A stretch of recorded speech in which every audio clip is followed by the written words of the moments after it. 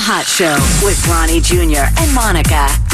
You know, Monica had a heck of a story in the elevator, which I swear... Extreme love in the elevator. I swear it was only 4 stories of flight of stairs, but yet you got a lot of information from that guy, and I can't believe he's going to go try to date some girl he's never met on a 3-week trip. He's like, taking a road trip, like sharing a hotel room with somebody he just knows online. But, I mean, he seemed very legit and, genuine and stuff. And I'm sure it's going to work out just fine. Now, you were like, hey, you have an even more extreme situation. Well, a friend of mine, she was on a reality series, and it was called Married at First Sight. It was Jessica Castro. She was in the 2nd season of it. And talking about an extreme way to meet your mate. Basically they had 4 experts, and they all... would evaluate you, and they would evaluate potential suitors, so to speak. And so basically you were supposed to meet based on like your criteria and their criteria, and the first time you met them was at the altar. So you're like in your white wedding dress, and you like see... Like arranged marriage. Pretty much. I almost said deranged marriage, but that would be mine. It's sort of, and I love Jessica is a really good, hardworking girl and stuff like that. But no, she went through a lot because she kind of had a bit of a deranged gentleman to kind of deal with. But the part that is extreme about it is just that, to put yourself in that situation, so vulnerable, right? And it went awry.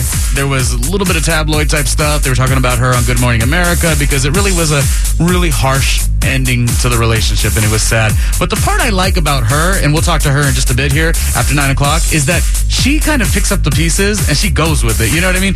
Because I don't know many people who go through that turmoil of getting sort of a really bad relationship on TV. Sometimes they kind of like take their time and don't get out and date more. But she's like, no. I'm going to go out there and I'm going to kiss a lot of frogs until I find, my king. So, I don't know. Have you ever had that moment where you sulked in a bad relationship, Monica? I don't know. I'm still stuck on kissing all the frogs, Well, that's the goal. And so, and the fact that, even if you don't do it on TV, there's a lot of people who don't want to give up on love. Yeah, and Jessica's one of them. We'll talk to her in a bit. The Hot Show with Ronnie Jr and Monica. Hot 97.5 and 103.9. So we got my friend Jessica Castro on the phone of Married at First Sight Season 2. That was just a moment in her life. And now, Jessica, we're kind of asking you, how, after it didn't work out, how are you moving forward, navigating dating, online dating? Like, how's it going for you now? You know what?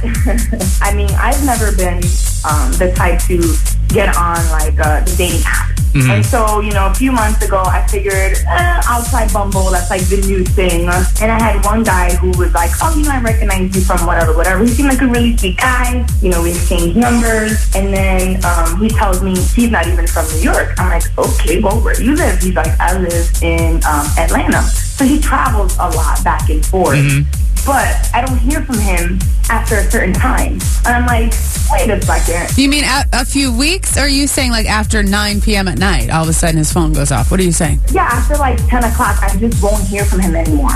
Does he have a wife or something? Oh, no. Oh, he has a girlfriend back home in Atlanta. And I'm like, oh, no, buddy. No, Come on. This is not how this works. Absolutely not. Well, Jessica, we're talking about love and deal breakers and weddings and all that. And you did put yourself in a really vulnerable situation to kind of get married on TV. Didn't work out, but you are moving forward. We really appreciate that. My thing is, does that knock you down from saying, what is my dream wedding for round 2? Are you less into those types of things? Where do you stand with that? Honestly, for a while, I thought this was my first marriage. This is perfect. It should have been perfect. It should have worked out. I told myself I wanted to get married one time and one time only. And now I have a whole different perspective. I'm like, married. That was just like a play little thing. That was where I kind of learned. I still want, my fantasy wedding. Now I want a wedding that's even bigger with more of my family, and I know what I want.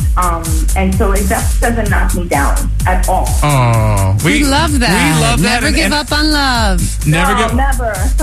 And you know what? May we allow a suggestion of a location? Come get married in the great state of Arizona. Monica and I, we could officiate it for you. You have my heart, and we'll never be worlds apart.